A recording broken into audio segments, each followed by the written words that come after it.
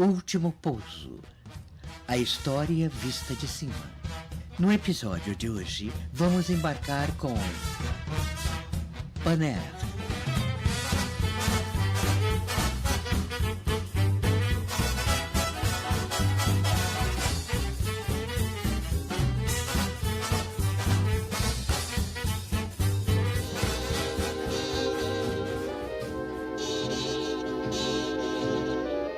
Os 62 passageiros do voo PB-22 da Paner do Brasil já tinham feito o check-in. Às 22h30, o voo sairia do Rio de Janeiro para Frankfurt, com escalas em Recife, Lisboa e Paris. Todos aguardavam pelo anúncio do embarque. Enquanto isso, um Boeing 707 da Varig fazia manobras e estacionava ao lado do avião da Paner. De repente, entraram no saguão de embarque o diretor-geral da Paner no galeão, o representante da Diretoria de Aeronáutica Civil e o presidente da concorrente, Varig, Rubem Berta. A ordem era direcionar todos os passageiros do voo PB-22 da Paner para o Boeing 707 da Varig, que assumiria aquela e todas as outras rotas internacionais da companhia a partir dali. Esse voo embargado da Paner a Paris marcaria de vez a história de milhares de funcionários e de todo o mercado da aviação brasileira. Como poderia terminar assim a história daquela que foi uma das mais importantes e admiradas companhias aéreas do país?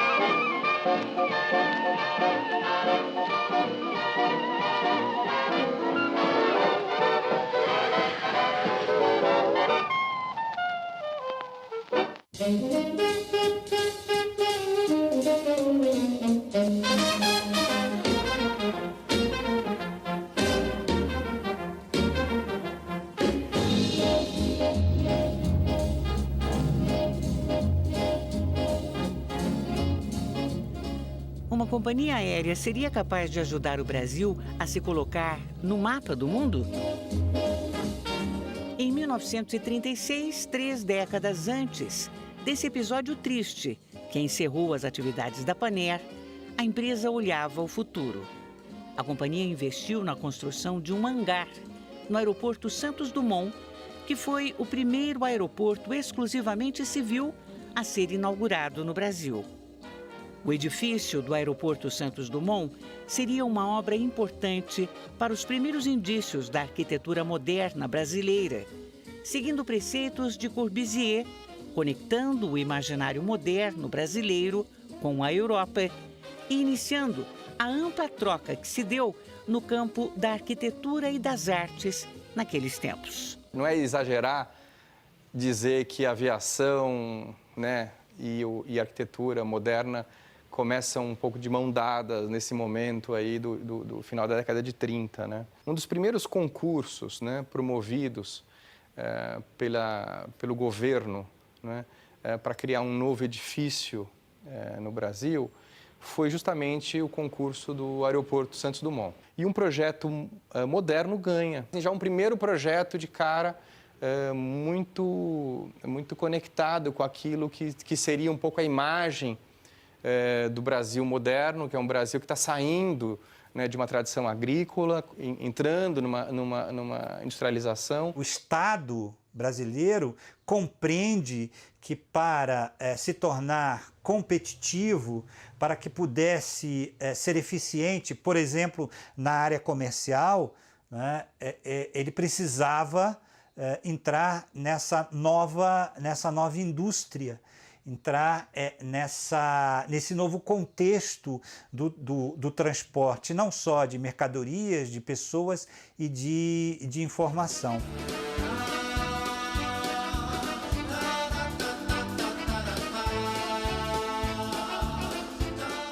arquitetura, o carnaval, o futebol, a música, o turismo. Eram todas formas de inserção do país nessa aldeia global que se formava pelos meios de comunicação e pelas conexões das rotas aéreas, tramando um dos períodos em que o mundo se interessou, especialmente pelo Brasil.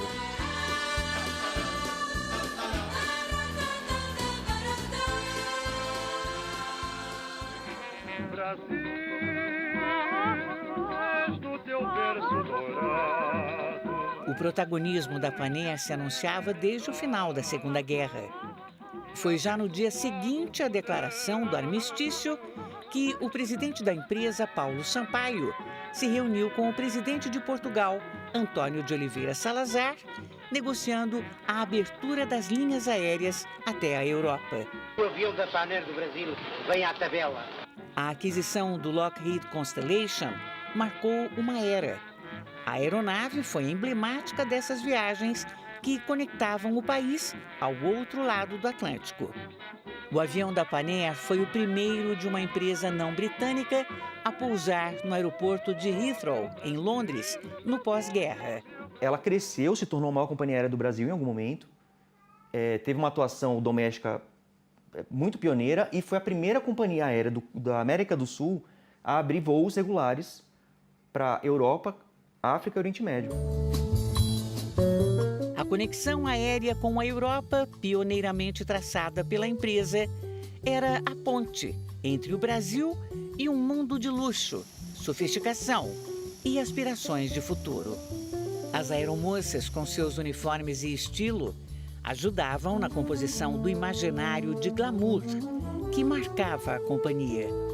As colunas sociais dos jornais costumavam publicar a lista dos passageiros desses voos, o que ajudava a formar o fascínio das viagens internacionais por avião. A Panair passou a ser reconhecida como uma referência de qualidade pelos seus serviços de bordo, segurança, qualidade das operações e experiência de voo. A expressão padrão Panair virou um adjetivo jargão para designar excelência em produtos, serviços ou qualquer boa coisa da vida cotidiana. Copos de cristais, louças importadas da Alemanha, as aeromoças eram extraordinariamente bem educadas, falando diversas línguas, preparadas pelas companhias e padrões internacionais. E era um glamour, quer dizer, você voar naquela época. Assim. Tall and tan and young and lovely, the girl from Ipanema goes walking, and when she passes, each one she passes goes. Nos anos 40, 50 e início dos 60, a Panair representava uma imagem importante do Brasil lá fora.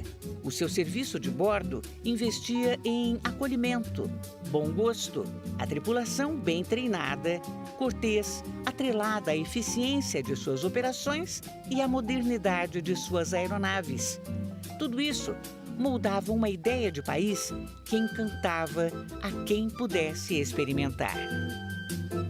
O país buscava se inserir no imaginário global da modernidade no campo das artes, da geopolítica, da cultura. A essa altura, a Panair já era a companhia aérea brasileira de maior prestígio internacional. Os escritórios da empresa, instalados em outros países, assemelhavam-se a verdadeiras embaixadas. Eram pedaços do nosso país em outras terras. Inclusive, era muito comum em países em que a Panair atuava, em que o escritório da Panair fosse conhecido e o consulado brasileiro não. Então, ela se torna uma parte da imagem do Brasil.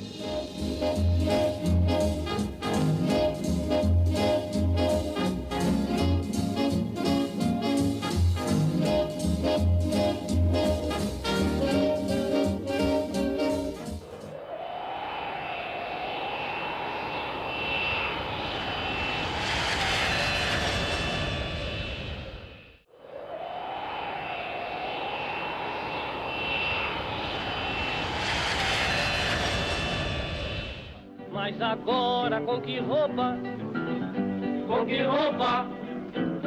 eu vou pro samba que você me convidou?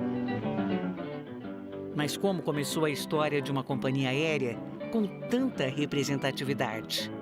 Onde e como uma empresa dessas decola e pousa pela primeira vez?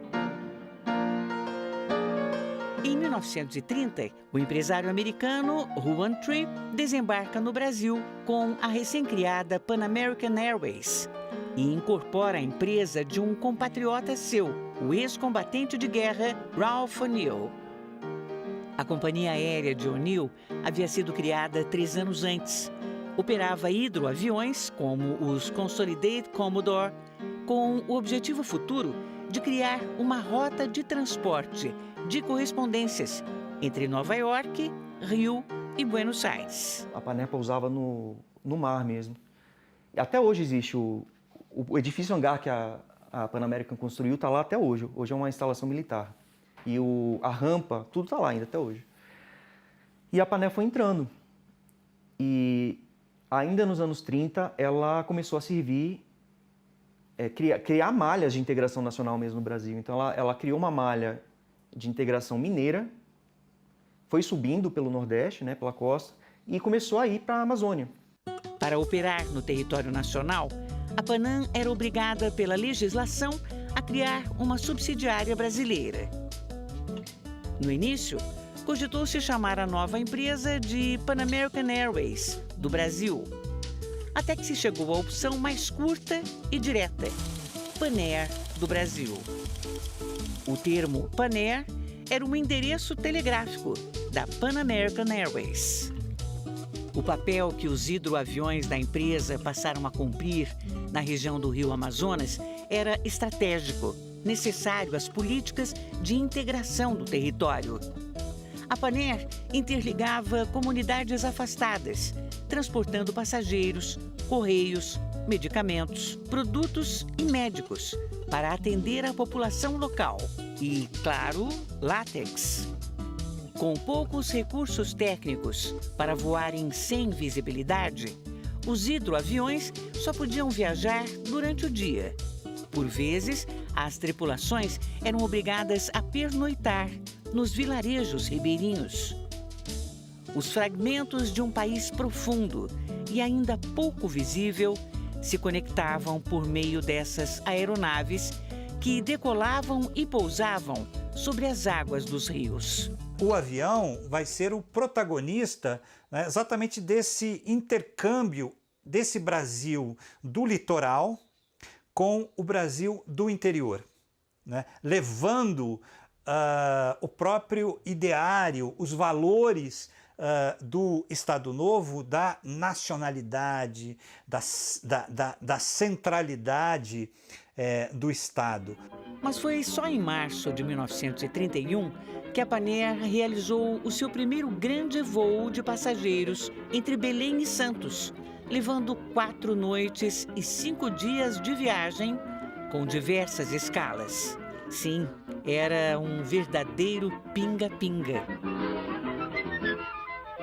A Pan American, por onde ela passava, ela criava agências e com instalação de comunicações e tudo mais, que era coisa que não existia nem na prefeitura, entendeu? De muitos lugares. Então, ela passa a ter uma atuação em infraestrutura, não só aeronáutica, como também de telecomunicações. E por onde ela ia abrindo rota, ela montava uma rede de estações de meteorologia, radiotelegrafia. Isso não era estatal. Não era privado. Toda a instalação da infraestrutura necessária ao tráfego de aviões foi feita, em grande parte, com equipamentos trazidos pela Panam e implementada pela Panair.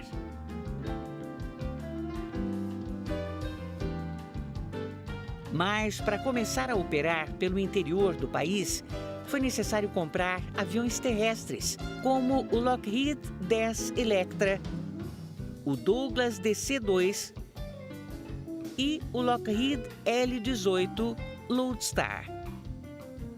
A Panair passou, então, a concorrer com o Sindicato Condor, empresa de origem alemã que mais tarde se tornaria a Cruzeiro do Sul.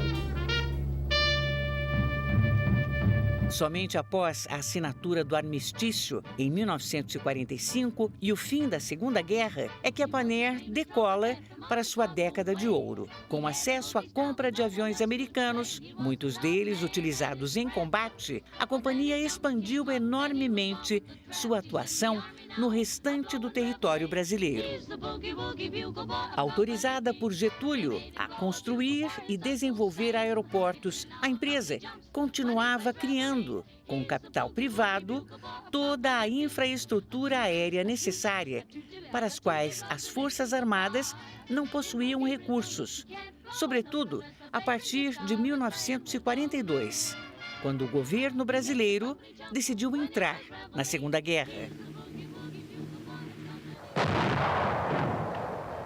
Com o interesse dos Estados Unidos em cooptar o apoio brasileiro no enfrentamento das tropas alemãs, a Panair, subsidiária local da americana Panam, passou a ser beneficiada.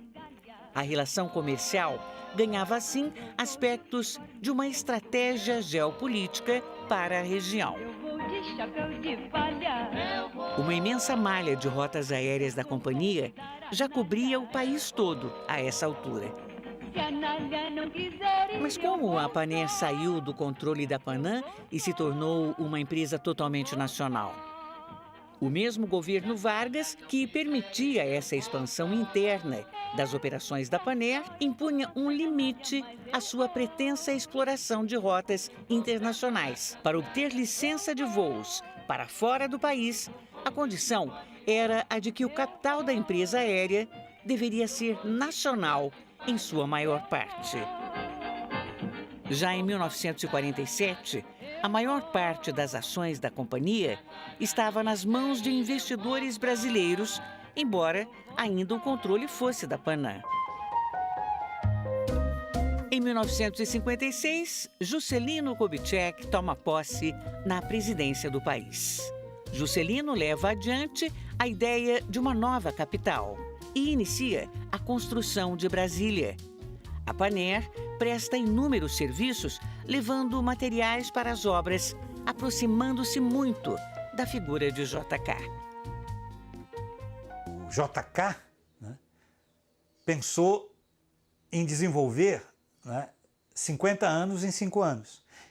Esse plano não teria dado certo sem o transporte aéreo, sem aviação e sem empresas aéreas, né, modernas, capazes, né, de desencadear toda a logística para a própria construção de Brasília.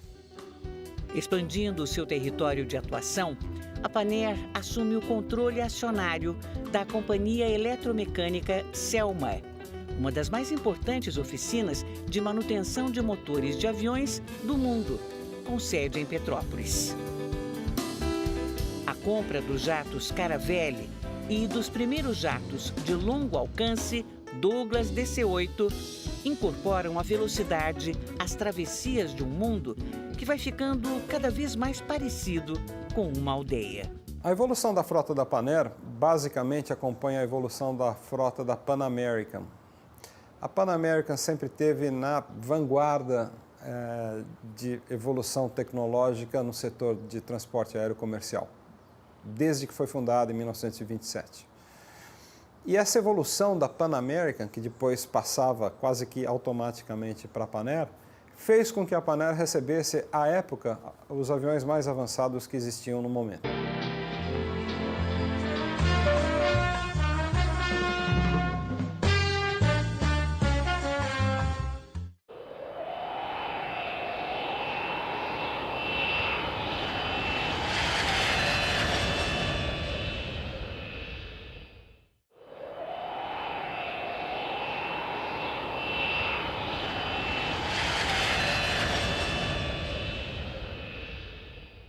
Comece bem sua viagem com Panair.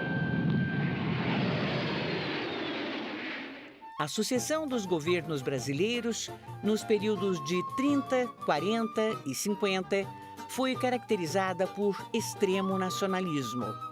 Uma companhia estratégica como a Panair, com toda a infraestrutura que compunha, despertava especial interesse de que se tornasse uma empresa integralmente brasileira. Durante o governo Jânio Quadros, em 1961, registros de assembleias da empresa mostram que Rubem Berta, dirigente da concorrente Varig, articulava por meio de intervenientes para que conseguisse realizar a compra de ações e adquirir o controle da Panair. Paralelamente, Paulo Sampaio, o presidente emblemático da Panair, articula com os empresários Mário Wallace Simonsen e Celso da Rocha Miranda a compra das ações que pertenciam à Panam e a total nacionalização da companhia aérea. Mário Simonsen era paulista, cafeicultor, proprietário do Banco Noroeste e da TV Excelsior, entre inúmeras outras empresas.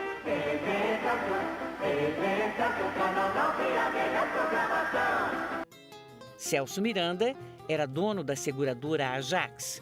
Ele fora criador da Selma, empresa que prestava serviços de manutenção de motores a todas as companhias aéreas, e tinha a Panair como seu principal cliente, até por ela ser incorporada.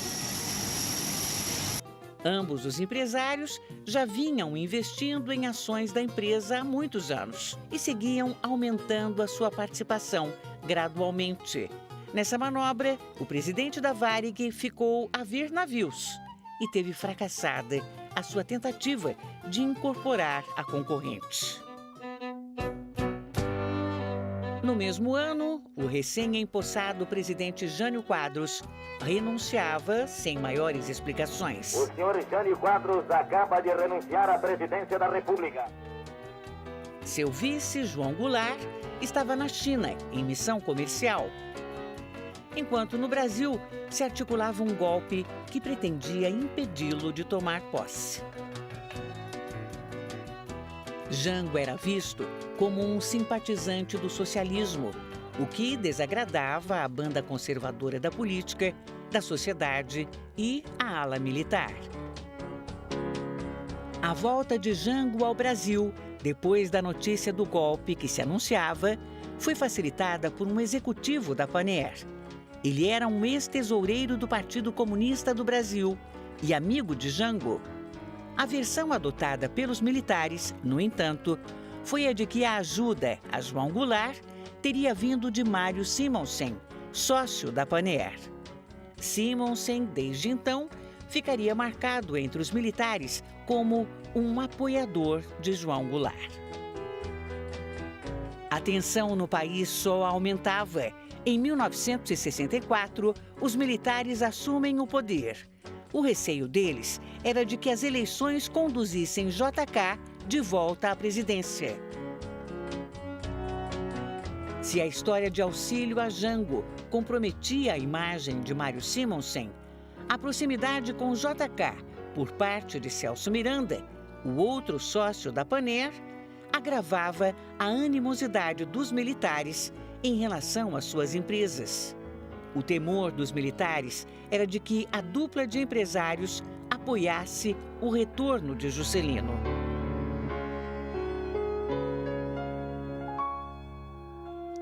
No dia 10 de fevereiro de 1965, chega ao escritório central da empresa, no Rio de Janeiro, uma notificação de que o certificado de operação havia sido cassado.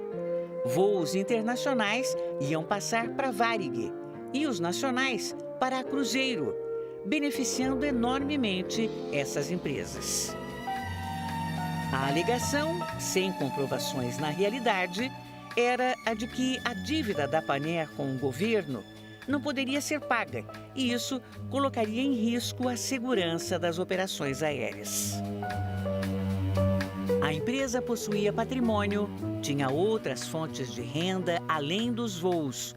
As telecomunicações, os aeroportos, a oficina de motores, todo esse arsenal de operações poderia gerar renda, mas não foi permitido de continuar funcionando sob o controle da companhia.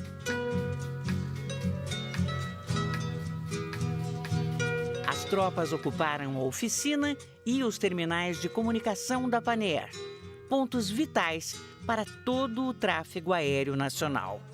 Com base nessas evidências de liquidez e saúde da empresa, a Panair entra com um pedido de concordata para poder operar e pagar as dívidas referidas.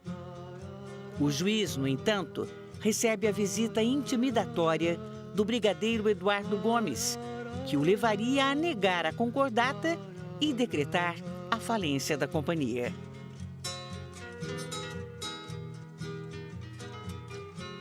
Terminava assim, nos tons de um melancólico pouso, a história de uma das mais memoráveis empresas brasileiras. Poucas empreitadas são aptas a firmar raízes tão profundas e, ainda assim, serem capazes de voar. Descobri que minha arma é o que a memória guarda dos tempos da Panair. Nada de triste existe que não se esqueça. Alguém insiste e fala ao coração. Tudo de triste existe que não se esquece. Alguém insiste e fere no coração. Nada de novo existe neste planeta que não se fale aqui na mesa de bar.